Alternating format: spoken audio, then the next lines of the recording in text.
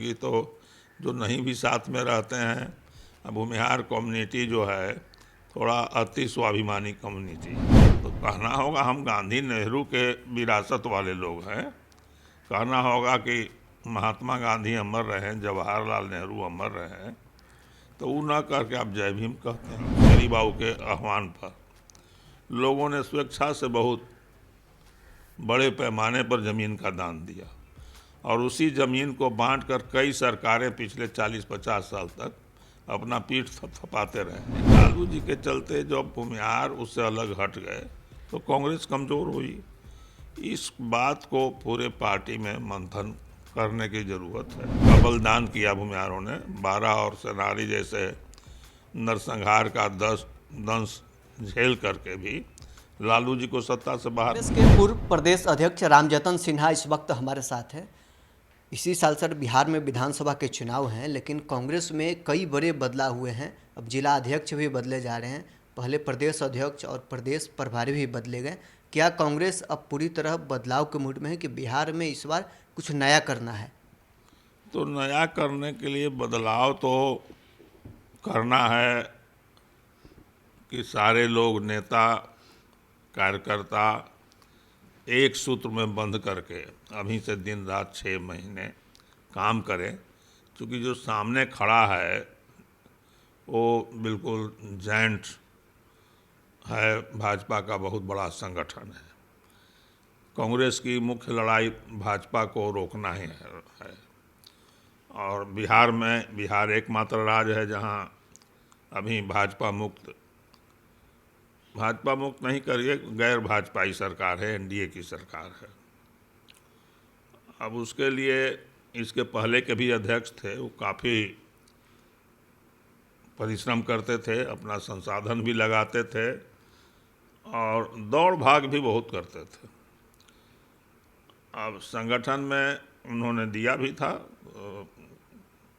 बना करके स्टेट की कमेटी, तो न केवल उनके समय में बल्कि उसके पहले मदन मोहन झा जी थे 4 साल, उसके पहले कौकब कादरी थे 1 साल, उसके बाद अखिलेश जी आए, 2 साल भी नहीं हुआ है। इन्हें ऐसा प्रचारित किया गया कि इनके समय में कमेटी नहीं थी, जाने वाले हैं, एक ऐसा माहौल क्रिएट हुआ। बहरहाल राहुल जी को ये विशेषाधिकार है कि अपने अध्ययन के आधार पर, जानकारी के अनुसार उन्होंने बदलाव किया, लेकिन ये भी उन्होंने अपनी मंशा जाहिर की और नए प्रभारी को, नए अध्यक्ष को ये बतलाया कि आप सभी जो वरिष्ठ कांग्रेसी हैं उनको भी एक साथ ले करके चलिए। अब इस बात पर निर्भर करता है कि राहुल जी के निर्देश को ये लोग कितना कैरी फॉरवर्ड करते हैं। नए अध्यक्ष आए, सारे नेताओं से मिले और ये मैसेज तो चला गया राहुल जी को कि सब जगह मिले, लगा कि बहुत हमसे भी मिलने आए, सब जगह गए। तो हमारे यहाँ भी आए, हमने उनको बुके दिया, चादर ओढ़ाया, मान सम्मान दिया, चाय पिलाया। अब तो बाकी तो उन पर ना निर्भर करता है कि कितना लोगों को ले करके चलते हैं। क्षमता नहीं हो तो कोई बात नहीं, लेकिन यदि नियत ठीक है तो योग्यता छिप जाता है। लेकिन योग्यता आपको बहुत हो और नियत नहीं ठीक हो तो बाकी तो सब नियति पर छोड़ देना होगा, आप कुछ नहीं कर सकते। राहुल जी तो बहुत ही पार्टी के लिए दिन रात परिश्रम करते हैं, सब करते हैं। और हम लोगों को लगता है कि कोई नेहरू गांधी परिवार का आदमी इतना दिन रात लेबर करे, अभी इसके पहले इतना कोई लेबर नहीं करता था। बड़े बड़े लोग हुए उस परिवार में, लेकिन कुछ नहीं हुआ। अब आज यदि जो जुलूस निकलता है उसमें शुरू में तो प्रस्थान करते समय कांग्रेस के झंडे दिखते हैं, लेकिन आगे नीला झंडा दिखता है, वो कांग्रेस का नहीं बसपा का है। आज जय भीम तो कहना होगा हम गांधी नेहरू के विरासत वाले लोग हैं। कहना होगा कि महात्मा गांधी अमर रहे, जवाहरलाल नेहरू अमर रहे, तो वो ना करके आप जय भीम कहते हैं। आप बाबा साहब अम्बेडकर जिंदा अमर रहे भी नारा लगाइए, कोई दिक्कत नहीं है। लेकिन जो कांग्रेस की असली विरासत है उससे भटकाव की ओर जाने से हमें कठिनाई होगी। और हमने तो वहाँ कहा भी, दिल्ली में जो मीटिंग 25 तारीख को हुई उसमें हमने स्पष्ट रूप से इस बात को रखा है। अखिलेश सिंह कार्यकाल पूरा नहीं हुआ लेकिन अध्यक्ष पद से वो हटाए गए, क्या वजह रहा, आपको क्या लगता है? और क्या राहुल गांधी ये जो हर जगह कह रहे हैं कि जिसकी जितनी संख्या भारी उसकी उतनी भागीदारी, यही कारण रहा कि अखिलेश सिंह को बलिदान देना पड़ा?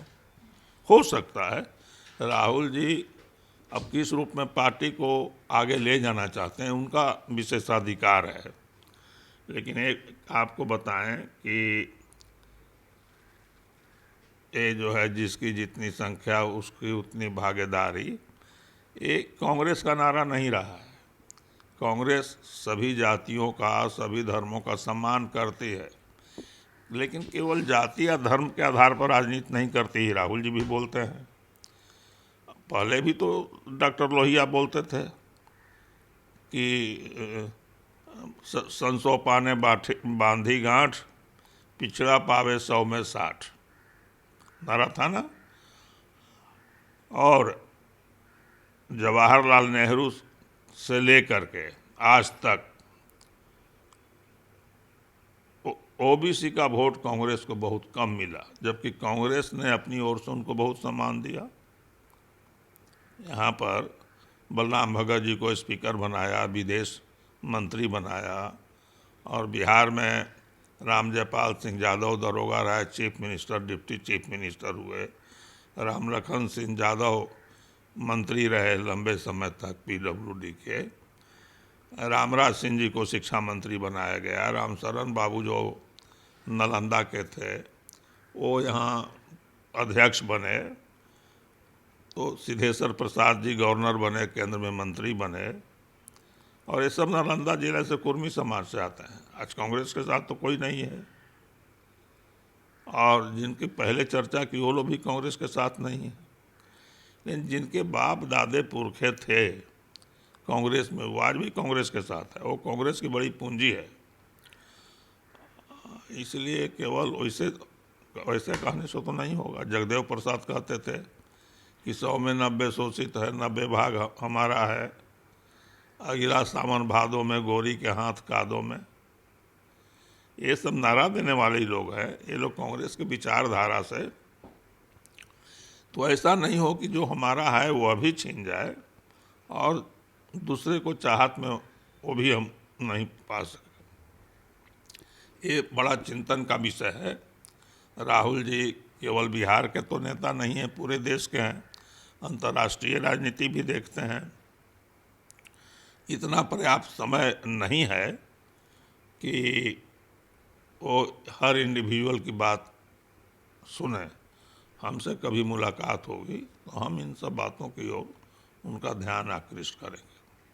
पहली बार सर कांग्रेस पार्टी के अंदर हुआ कि लालू यादव दावत इफ्तार देते हैं और कांग्रेस के न प्रभारी गए न अध्यक्ष गए। क्या कांग्रेस इस बार मूड में है कि लालू यादव से दूर हटें?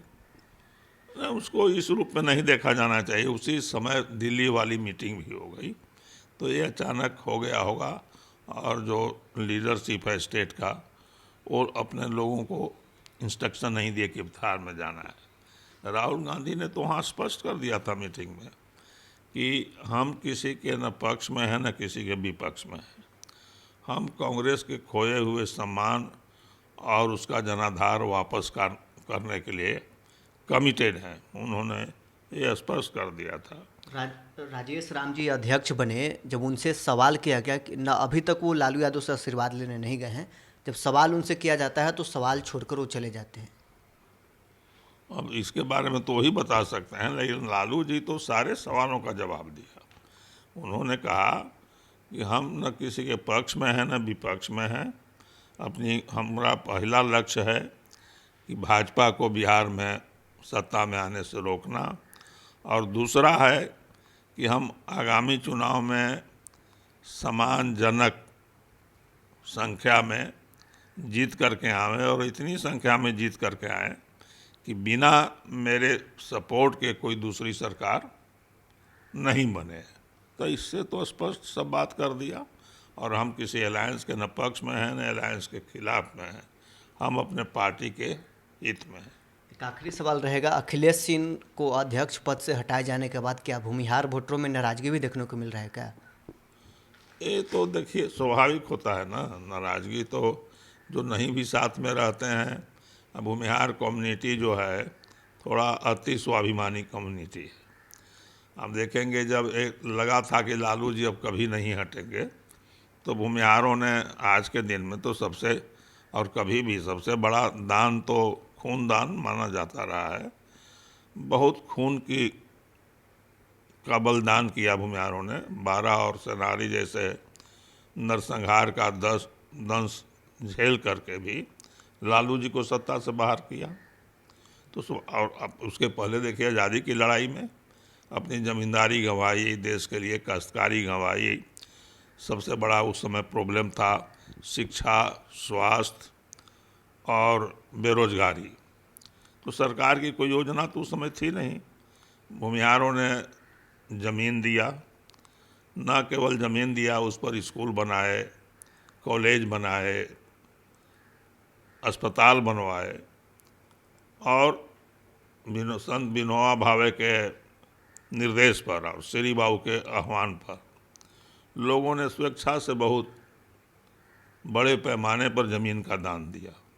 और उसी ज़मीन को बांटकर कई सरकारें पिछले 40-50 साल तक अपना पीठ थपथपाते रहे। वो कोई ज़मीन खरीद के तो दलितों में नहीं बांटे। तो इसका बहुत बड़ा रहा है योगदान।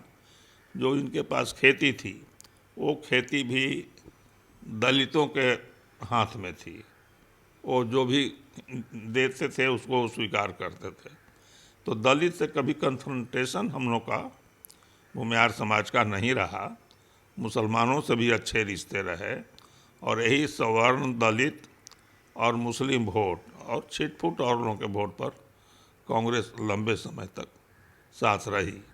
लेकिन लालू जी के चलते जब भूमिहार उससे अलग हट गए तो कांग्रेस कमज़ोर हुई। इस बात को पूरे पार्टी में मंथन करने की ज़रूरत है। ये हमारा सुविचारित मत है। तो चलिए, कांग्रेस के पूर्व प्रदेश अध्यक्ष रामजतन सिन्हा हमारे साथ थे। क्या कुछ इनका कहना था आपने सुना है।